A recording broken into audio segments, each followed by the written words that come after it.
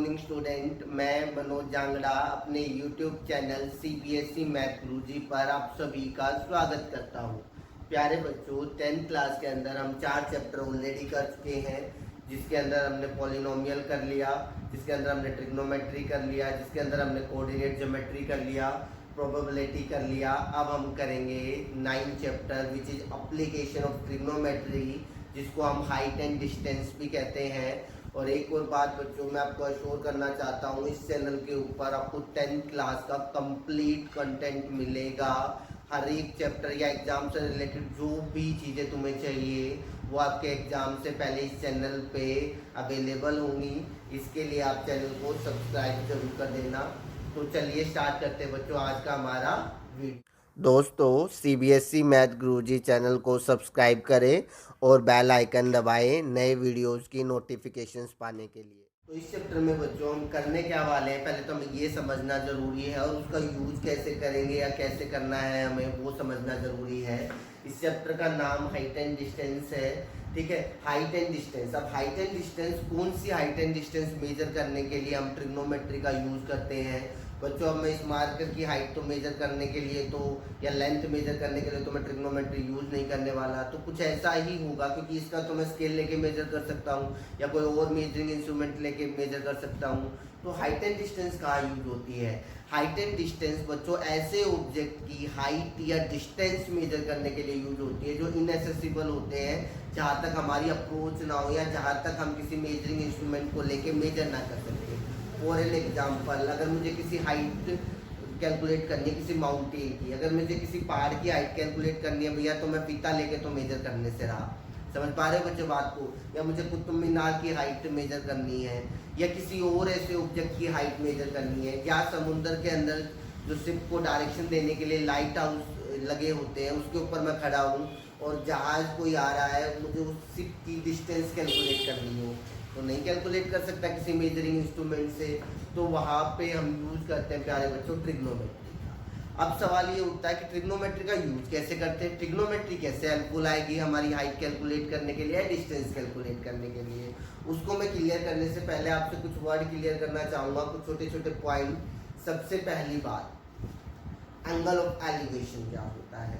Angle of elevation होता है बच्चों जब आप किसी चीज को देखने के लिए, सिंपल लैंग्वेज में कहूँ, अपनी गर्दन को अगर आपको ऊपर उठाना पड़े इस तरीके से, अगर आप देख रहे हो, मान लो मेरे सामने कोई बहुत बड़ा पहाड़ खड़ा है, मुझे उसकी टिप को देखना है, तो मुझे उसे देखने के लिए ऊपर देखना पड़ेगा। ऊपर की तरफ देखूंगा तो जो एंगल बनेगा वो कौन सा बनेगा? Angle of elevation. या सपोज करो मैं किसी मल्टी स्टोरी बिल्डिंग के ऊपर खड़ा हूँ और वहां से खड़ा होकर नीचे कोई कार चल रही है, मैं उसको ऑब्जर्व कर रहा हूँ, तो उस तरह मैं जब उस कार को देखते वक्त जो एंगल बन रहा है वो हमारा कहलाता है एंगल ऑफ डिप्रेशन। यानी कि जब बच्चों हम नीचे खड़े होके किसी चीज के टिप को यानी कि ऊपर की तरफ देख रहे होते हैं, तो इस केस में जो एंगल बन रहा है, ये वाला angle, that angle is known as angle of elevation.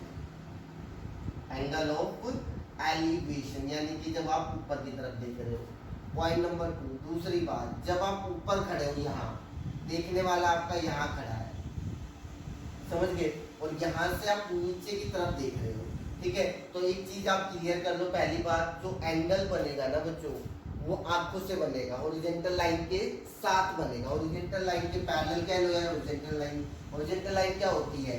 अगर मैं स्पोर्ट की बात करूँ या जमीन के पैरेलल कोई मैं लाइन ड्रॉ कर रहा हूँ, तो मान लो ये है जैसे, तो अब देखने वाला तो ऊपर खड़ा, तो यहाँ का एंगल नहीं बनेगा, या इसके पैरेलल कोई लाइन जैसे मैंने यहाँ ड्रॉ कर ली, तो एंगल हमेशा देखने वाले की आंख से बनेगा और हॉरिजॉन्टल लाइन के साथ बनेगा। यानी कि ये एंगल जब वो नीचे की तरफ देख रहा है तो ये एंगल बनेगा, और इस एंगल को हम कहते हैं बच्चों एंगल ऑफ डिप्रेशन। क्या कहते हैं इसको हम? Angle of depression. समझ पा रहे बच्चों बात को? एंगल हमेशा देखने वाले की आंख से बनता है, आंख से लिया जाता है, ये बात हमेशा ध्यान रखना बच्चों, ठीक है। अगर जमीन में कोई चीज रखी है और अगर आपको उसकी हाइट नहीं दे रखी तो आप उसे पॉइंट ऑब्जेक्ट मानोगे, तो बिल्कुल मान लो इस तरीके से पॉइंट ऑब्जेक्ट, तो एंगल यही से बन जाएगा हॉरिजॉन्टल लाइन के साथ, ऐसे ये एंगल। लेकिन अगर देखने वाले की आपको हाइट दे रखी है तो ये ध्यान रखना, एंगल हमेशा यहाँ से बनेगा ना कि यहाँ से बनेगा। एंगल हमेशा देखने वाले की आंख से बनेगा, ठीक है। और वो ऊपर की तरफ देख रहा है तो एंगल ऑफ क्या होगा? एलिवेशन होगा। समझ पा रहे बच्चों छोटी छोटी बातें? उसके बाद बच्चों जब भी आप कोई ये ऑब्जेक्ट है और आप यहाँ खड़े हो, ठीक है, यहाँ से आप इसको देख रहे हो तो आपको कोई ना कोई एंगल बन रहा होगा ये, ठीक है। और जैसे ही बच्चों आप किसी चीज की तरफ मूव करोगे तो जो जैसे जैसे आप मूव करते जाओगे, मान लो मूव करने के बाद आप यहाँ पहुंच गए, तो ध्यान रखना ये जो एंगल है, ये जो एंगल बना पाई, ये हमेशा इससे बड़ा होगा, इंक्रीज होगा। जैसे जैसे सपोज करो वहां पे मेरे सामने कोई वॉच रखी है और मैं यहाँ खड़ा होकर देख रहा हूँ उसे, तो जब मैं देख रहा हूँ मुझे गर्दन इतनी उठानी पड़ रही है, और जैसे जैसे मैं उसकी तरफ जाऊंगा और मुझे उस चीज को देखने के लिए मुझे गर्दन और ऊपर उठानी पड़ेगी, या मैं जैसे जैसे उससे दूर जाऊंगा तो दूर जाता हूँ तो मैं गर्दन नीचे करके भी देख सकता हूँ। तो इसका मतलब ये बच्चों, जब भी आप किसी ऑब्जेक्ट की तरफ जाओगे एंगल ऑफ एलिवेशन इंक्रीज होता है, यानी कि बड़ा होता है। जब भी आप किसी ऑब्जेक्ट से दूर जाओगे एंगल ऑफ एलिवेशन हमेशा छोटा होता है, यानी कि डिक्रीज होता है। ये छोटे छोटे पॉइंट क्लियर हो गए। अब पॉइंट ये होता है सर मेजर कैसे करेंगे, ट्रिग्नोमेट्री के हेल्प से कैसे मेजर करेंगे। तो बच्चों आप सभी ने ट्रिग्नोमेट्री में सीखा, हमारे पास 6 ट्रिग्नोमेट्रिक रेशियो होती है। अगर मैं किसी भी ट्रिग्नोमेट्रिक रेशियो को लूँ, फॉर एन एग्जांपल मान लो मैंने साइन थीटा ले लिया भैया, आप सभी को पता है किसके बराबर होता है, परपेंडिकुलर अपॉन हाइपोटेन्यूज। मुझे एक छोटी सी बात बताना, अगर मैं आपसे कहूँ कि यहाँ पर मान लो x है और यहाँ कोई चीज 4 है, यहाँ पे 8 है, आप x की वैल्यू बताओ, क्या बता सकते हो क्या? बिल्कुल बता सकते हो। 4 बन जा 4 4 टू जाएगी, ठीक है भैया।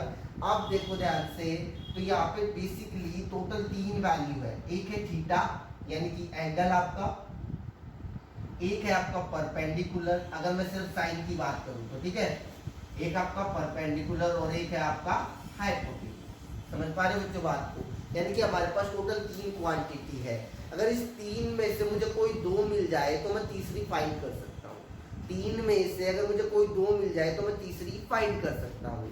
तो इसी चीज का हम यूज करेंगे, इसी कॉन्सेप्ट का यूज करेंगे। मान लो भैया ये हमारा कोई पहाड़ है और मुझे इसकी हाइट मेजर करनी है, ये है, ठीक है। तो मैं कैसे मेजर करूँगा? तो मैं क्या करूँगा बच्चों, इसके टिप से यहाँ से मैं कुछ डिस्टेंस पे जाके खड़ा हो जाऊँगा। अब मैं इसकी हाइट मेजर नहीं कर सकता, लेकिन मैं डिस्टेंस तो मेजर कर सकता हूँ ना। समझ पा रहे हो बच्चों बात को? ठीक है। उसके बाद एक चीज आ गई, दूसरी बात, मैं यहाँ से इसको देख रहा हूँ, देखने वाला पॉइंट सोर्स आप लोगे, मैंने पहले भी कहा था अगर आपको हाइट मेजर नहीं की, ये एंगल थीटा, ये एंगल थीटा भी मेजर किया जा सकता है बाय वेरियस मेजरिंग इंस्ट्रूमेंट। तो ये एंगल थीटा आ गया, ये डिस्टेंस आ गया, यानी कि 3 में से 2 क्वांटिटी आ गई और आपको फाइंड करनी है ये हाइट, यानी कि तीसरी बच गई, ठीक है। तो इस तरीके से यहाँ से आप इसे क्या कह सकते हो, बेस, इसे क्या कह सकते हो, परपेंडिकुलर। और परपेंडिकुलर बेस से रिलेटेड हमारा कौन सा कॉन्सेप्ट होता है, दैट इज टैन थीटा।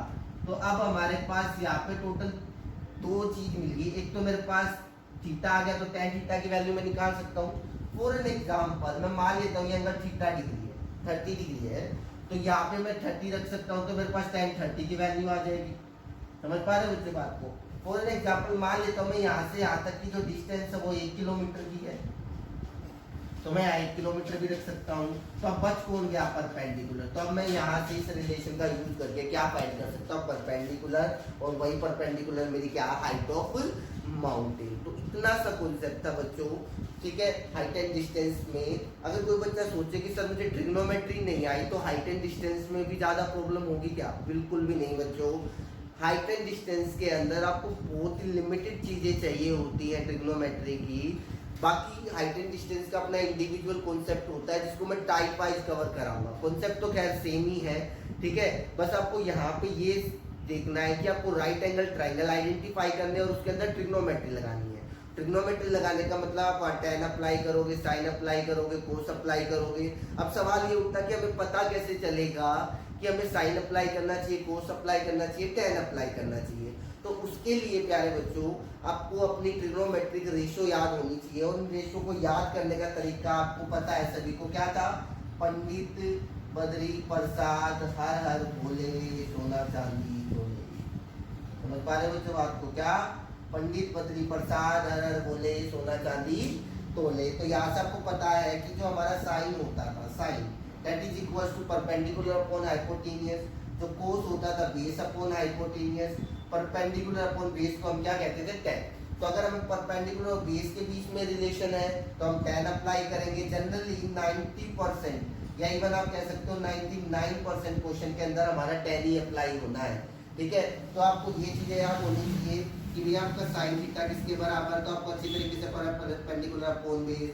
ठीक है, फिर आपको ये पता होना चाहिए कोस थीटा किसके बराबर होता है बेटा आपका base upon hypotenuse. tan theta किसके बराबर होता है परपेंडिकुलर अपॉन बेस। एक तो ये पॉइंट याद होना चाहिए, उम्मीद करता हूँ सभी को याद भी होगा। अगर आपको याद नहीं है तो मैंने इसके ऊपर वीडियो बना रखी है, ट्रिग्नोमेट्री का बेसिक कॉन्सेप्ट आप जाके देख सकते हो, मेरे चैनल पे आपको प्लेलिस्ट में मिल जाएगा। ठीक है, और डिस्क्रिप्शन पे भी मैं उसका लिंक दे दूंगा। उसके अलावा आपको वैल्यू याद होनी चाहिए, और वैल्यू याद करने की मैंने एक जबरदस्त ट्रिक बताई थी आपको, अपने हाथ की हद से आप वैल्यू कैलकुलेट कर सकते हो। फिलहाल के लिए मैं सिर्फ 10 की बात कर रहा हूँ बच्चों। 10 की वैल्यू मुझे 101% याद होनी चाहिए, क्योंकि जैसा कि मैं आपको बता चुका हूँ 99% 10 यूज होने वाला है। ठीक है, तो आप सभी को याद होगा बच्चों tan 30 की वैल्यू कितनी होती है 1/√3, tan 45 1 और tan 60 की वैल्यू। बच्चों अब कुछ बेसिक क्वेश्चन कर लेते हैं जिससे आपको छोटी छोटी चीजें क्लियर हो कि कब हमें साइन लगाना चाहिए, कब हमें कोस लगाना चाहिए, कब हमें tan लगाना चाहिए। इस तरीके के क्वेश्चन कर लेते हैं हम, ताकि आपको आगे आने वाले क्वेश्चन में कोई दिक्कत ना आए। तो स्टार्ट करते हैं बच्चों हमारे पहले क्वेश्चन से। हमें कि राइट एंगल ट्राइंगल दे रखा है बच्चों, जिसके अंदर मुझे परपेंडिकुलर 100√3 दे रखा है और बेस ये दे रखा है। समझ गया, हमें फाइंड करना है ये थीटा और ये साइड BC, लेंथ BC कह सकते हो, साइड अभी मैं वर्ड यूज कर रहा हूँ साइड। तो किस तरीके से करोगे, तो सबसे पहले आप यहाँ लिखोगे बच्चों इन ट्राइंगल ABC। फिर आपको देखना है कि आप यहाँ साइन अप्लाई करने वाले हो, कोस अप्लाई करने वाले हो, tan। ठीक है बच्चों, तो ध्यान से देखो थीटा के सामने वाली साइड परपेंडिकुलर ये बेस, तो परपेंडिकुलर और बेस दे रखा है, और परपेंडिकुलर और बेस के बीच में कौन सी ट्रिग्नोमेट्रिक रेशियो अप्लाई होती है tan थीटा। तो यहाँ हम क्या अप्लाई करने वाले हैं बच्चों tan theta. As we all know tan theta किसके बराबर होता है परपेंडिकुलर अपॉन बेस। जैसा कि मैंने आपसे पहले भी कहा था, अगर तीन में से मुझे कोई दूसरी दो वैल्यू मिल जाए, तीसरी अपने आप निकल जाएगी। तो अब आपको जो जो पता है ना बच्चों को पुट करो। आपको पता है ये भी कितना है 100√3, AC कितना है 100, 100 से 100 कैंसल आउट, यानी कि कितना आ गया प्यारे बच्चों √3 आ गया। अब आप सभी को अच्छी तरीके से पता है tan थीटा √3 कब होता है, tan थीटा √3 कब होता है बच्चों, जब इस थीटा की वैल्यू कितनी होगी 60 डिग्री, यानी कि थीटा कितना आ गया 60 डिग्री। क्लियर है बच्चों, समझ पा रहे हो। तो आपको दो वैल्यू बता दी, आपने तीसरी चीज क्या कर ली फाइंड। तो इस तरीके के क्वेश्चन हम करेंगे ताकि आप यूजफुल हो जाओ। अब उसने कहा BC फाइंड करो। अब BC फाइंड करोगे तो आप कैसे फाइंड करोगे, अब आप क्या कह सकते हो ये बेस है ये हाइपोटेन्यूज है, तो बेस और हाइपोटेन्यूज की रेशियो तो कोस थीटा अप्लाई कर सकते हो। कोई कहेगा नहीं सर मैं तो परपेंडिकुलर अपॉन हाइपोटेन्यूज है, तो आप क्या अप्लाई कर सकते हो साइन। तो एज यू और बीस आप साइन भी अप्लाई कर सकते हो, कोस भी अप्लाई कर सकते हो। तो मैं यहाँ साइन अप्लाई कर देता हूँ बच्चों, sine theta as we all know sine theta किसके बराबर होता है परपेंडिकुलर अपॉन हाइपोटेन्यूज। परपेंडिकुलर कितना भैया AB, हाइपोटेन्यूज कितना है BC। समझ पा रहे हो बच्चों बात को। आपको अगर कोई दो चीजें पता, तीसरी चीज अपने आप निकल जाएगी। अब मुझे पता भैया AB कितना मेरा 100√3, BC मुझे नहीं पता। ठीक है, और यहाँ पे साइन थीटा की वैल्यू 60 डिग्री आ चुकी है ऊपर। समझ पा रहे बच्चों बात को। अब आपको पता है साइन 60 की वैल्यू कितनी होती है √3/2, 100√3, और BC मुझे फाइंड करना है। समझ पा रहे बच्चों बात को।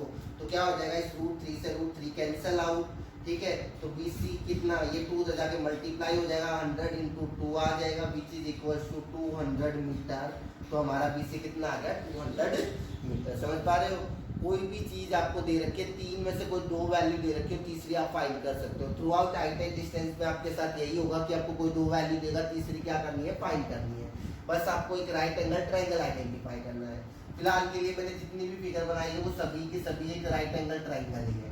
ठीक है, अब फिर से आ जाते हैं बच्चों इस ट्राइंगल के अंदर। अगर हम बात करें इन ट्राइंगल PQR, ठीक है, अब हमें देखना है क्या अप्लाई करना। अब मेरे पास अवेलेबल ऑप्शन क्या है, अगर ये एंगल पाई है तो इसके सामने वाला ये परपेंडिकुलर, ये बेस और ये हाइपोटेन्यूज, यानी कि बेस अपॉन हाइपोटेन्यूज। अच्छी तरीके से जानते हैं बच्चों हम बेस अपॉन हाइपोटेन्यूज की रेशियो को हम क्या कहते हैं कोस कहते हैं। क्या कहते हैं कोस कहते हैं। तो किसके बराबर आएगा ये PR divided by R Q या क्यू आर, जो आप लिखना चाहो अच्छी तरीके से। अब आपको वैल्यू दे रखी है, क्या दे रखी है भैया, पी आर कितनी दे रखी है 100 और ये कितनी दे रखी है 200 और कैंसिल आउट करोगे तो 1/2। तो आप अच्छी तरीके से जानते हो भैया क्या कि कोस की वैल्यू 1/2 कितने डिग्री के एंगल पे होती है, कोस की वैल्यू 1/2 कितने डिग्री के एंगल पे होती है 60। दैट मींस हमारा फाई कितने डिग्री का एंगल आ जाएगा बच्चों 60 डिग्री का आ जाएगा। समझ पा रहे हो, फिर से हमें दो वैल्यू दी थी, तीसरी निकल गई ना, यहाँ पर मैंने tan अप्लाई किया था, यहाँ कोस। बेसिकली मैं क्वेश्चन में आपको ये समझा रहा हूँ कि कब tan लगना है, कब साइन लगना है, कब कोस, क्योंकि काफी सारे बच्चों को यही कंफ्यूजन रहती है, खासकर एवरेज या बिलो एवरेज वालों को। तो जब मैं 5 क्वेश्चन खत्म करूंगा प्यारे बच्चों, तो आपको एक चीज तो क्लियर हो जाएगी कि मुझे यहाँ साइन लगाना चाहिए, कोस लगाना चाहिए या tan लगाना चाहिए। ठीक है, अब इसने मुझसे ये परपेंडिकुलर फाइंड करवाया है, तो परपेंडिकुलर फाइंड करा है ये बेस, तो परपेंडिकुलर अपॉन बेस की रेशियो को हम tan कहते हैं। तो कहेगा नहीं सर मैं तो परपेंडिकुलर अपॉन हाइपोटेन्यूज लूंगा, बिल्कुल ले सकते हो, तो साइन लगाना पड़ेगा, आंसर दोनों से सेम आएगा। तो फिलहाल हम tan ले लेते हैं भैया। tan तो किसके बराबर होता है, परपेंडिकुलर अपॉन बेस, परपेंडिकुलर कितना है पी क्यू, बेस कितना बेटा पी आर। वैल्यू पुट कर देते हैं यहाँ पे, tan फाई की वैल्यू कितने डिग्री आज के ऊपर 60 डिग्री, पी क्यू हमें फाइंड करना है, पी आर हमारे पास कितना है बेटा 100। tan 60 की वैल्यू कितनी होती है √3, पी क्यू फाइंड करना है ये 100 और ये 100 इधर आके मल्टीप्लाई हो जाएगा, तो पी क्यू की वैल्यू हम कह सकते हैं 100/√3 मीटर। समझ पा रहे हो बच्चों बात को। तो आप बार बार इन क्वेश्चन में ये ऑब्जर्व कर पा रहे हो कि अगर हमें तीन में से कोई भी दो वैल्यू दे तो हम तीसरी वैल्यू फाइंड कर सकते हैं। बात समझ में आ रही है, आगे फिर चलते हैं अगले क्वेश्चन पे। फिर आ जाओ, यहाँ पे भी वो हमसे ये वाला एंगल थीटा फाइंड करवाना चाहता है और ये बेस फाइंड करवाना चाहता है। अगर ये एंगल थीटा तो ये परपेंडिकुलर ये बेस होगा। अब हमें क्या अप्लाई करना है, फिर से हमारा ट्रायंगल लेके चलेंगे हम। कौन सा, हमारे पास एक राइट एंगल ट्रायंगल है इन ट्रायंगल EFG। ठीक है, क्योंकि आप अच्छी तरीके से जानते हो ट्रिग्नोमेट्री हमेशा किसमें अप्लीकेबल होती है, राइट एंगल ट्रायंगल में। According to 10th class 11th में हम किसी और ट्रायंगल में भी ट्रिग्नोमेट्री लगा सकते हैं, लेकिन उसको भी कहीं ना कहीं हमें राइट एंगल में ही कन्वर्ट करना पड़ता है। तो आप यही कह सकते हो कि ट्रिग्नोमेट्री हमेशा एक राइट एंगल ट्रायंगल में अप्लीकेबल होती है। तो अब यहाँ क्या कौन सी रेशियो लगाए, साइन लगाऊं, कोस लगाऊं, tan लगाऊं, कौन सी लगाऊं। तो बच्चों यहाँ ध्यान से देखो, ये परपेंडिकुलर ये हाइपोटेन्यूज, परपेंडिकुलर अपॉन हाइपोटेन्यूज की रेशियो को हम क्या कहते हैं, साइन कहते हैं। समझ रहे हो बात को। तो क्या बन जाएगा ये FG/EF। समझ पा रहे हो बच्चों बात को। तो दिक्कत यहाँ थीटा यूज है तो आप थीटा यूज कर सकते हो, जो जो वैल्यू पता है आपको रखो। कितना दे रखा है ये 50 और ये 100। समझ पा रहे हो, बराबर साइन थीटा, कैंसिल आउट हो गया, कितना होगा 0.5। अब आपको अच्छे से पता है साइन थीटा, थीटा की वैल्यू 1/2 कितने पे होती है, थीटा कितने पे होती है, तो थीटा की वैल्यू आ गई हमारी। एक चीज तो दूसरी चीज अब हमें क्या चाहिए, बेस। बेस के लिए आप कुछ भी लगा सकते हो, जैसे परपेंडिकुलर अपॉन बेस भी लगा सकते हो, बेस अपॉन हाइपोटेन्यूज भी यूज कर सकते हो। तो मैं बेस अपॉन हाइपोटेन्यूज यूज कर लेता हूँ इस बार। ठीक है, अलग अलग लेंगे ताकि आपको चीजें क्लियर हो। तो बेस अपॉन हाइपोटेन्यूज को हम क्या कहते हैं, कोस थीटा। दैट मींस हम उसको क्या लिख सकते हैं, EF/EG। समझ पा रहे हो बच्चों बात को। तो अब हमें पता है थीटा की वैल्यू हमारे पास आ चुकी है, तो मैं लिख सकता हूँ थीटा की जगह 30 डिग्री। EF मुझे फाइंड करना है और EG मुझे कितना दे रखा है 100/√3। अब tan 30 की वैल्यू हम अच्छे से जानते हैं क्या होती है 1/2। ठीक है, 100/√3। कोई प्रॉब्लम बच्चों, सॉरी cos 60 आ जाएगा हमारा ये। ठीक है, और cos 60 की वैल्यू कितनी होती है √3/2। ये ऊपर जाके मल्टीप्लाई हो जाएगा √3/2 इंटू में 100/√3। ठीक है बच्चों, आप अच्छी तरीके से जानते हो ये तो कैंसल आउट हो जाएगा। √3 की √3 से करोगे 3 और 3 इंटू 50 कितना आ जाएगा 150 मीटर। ये हमारा EF आ गया। बात समझ रहे हो कि नहीं समझ रहे, वो दिक्कत। ठीक है बच्चों, यही कॉन्सेप्ट है ट्रिग्नोमेट्री और इसी कॉन्सेप्ट के ब्याह पे हम कंप्लीट हाइट एंड डिस्टेंस करने वाले हैं। अब जब नेक्स्ट क्वेश्चन के अंदर अगर हम आते हैं तो यहाँ में ट्रायंगल दे रखा ABC, तो फिर हम लिखेंगे इन ट्रायंगल ABC। एंगल कितना दे रखा है बच्चों 30। अब हमें देखना अप्लाई क्या करना है। मेरे पास ये बेस और ये फाइंड करना है, तो परपेंडिकुलर अपॉन बेस और परपेंडिकुलर अपॉन बेस की रेशियो को हम क्या कहते हैं, tan थीटा। यानी कि आप लिख सकते हो BC/AB। अब थीटा जो जो वैल्यू पता है हमें वो लिख दो। थीटा दे रखा है तो tan 30 डिग्री। समझ पा रहे हो बच्चों बात को। BC हमें फाइंड करना है, AB कितना है 30। tan 30 की वैल्यू कितनी होती है प्यारे बच्चों 1/√3। तो BC 30, ये 30 इधर डिवाइड का इधर आके किसका हो जाएगा मल्टीप्लाई 30/√3। समझ पा रहे हो बात को। इस √3 को आप छोड़ सकते हो, पर ज्यादातर बुक में जब आप आंसर देखोगे तो उससे √3 नीचे नहीं होगा, तो इसके लिए आपको क्या करना पड़ेगा रैशनलाइज। तो जब रैशनलाइज करोगे प्यारे बच्चों तो कितना आ जाएगा आपका 30√3/3।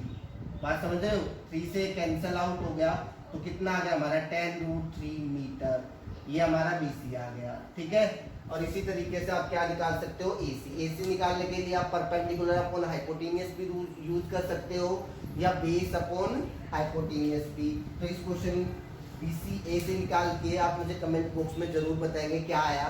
ठीक है, अब आ जाओ अगले क्वेश्चन पे।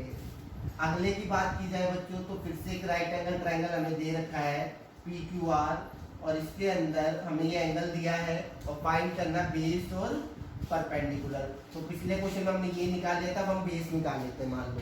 तो ये बेस फाइंड करना है, ये मुझे दिया है, तो बेस अपॉन हाइपोटेनियस की रेशियो को हम क्या कहते हैं बच्चों कोस कहते हैं। तो मैं यहाँ लिख सकता हूँ cos 60 equals to base upon hypotenuse.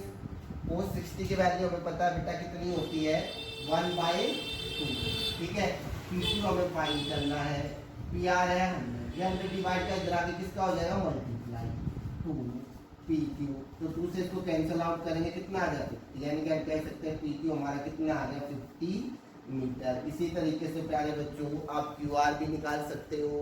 ठीक है, तो आज की क्लास में बेसिकली बच्चों हमने कॉन्सेप्ट सीखा है जो हमें हाइट एंड डिस्टेंस में यूज करने वाले हैं।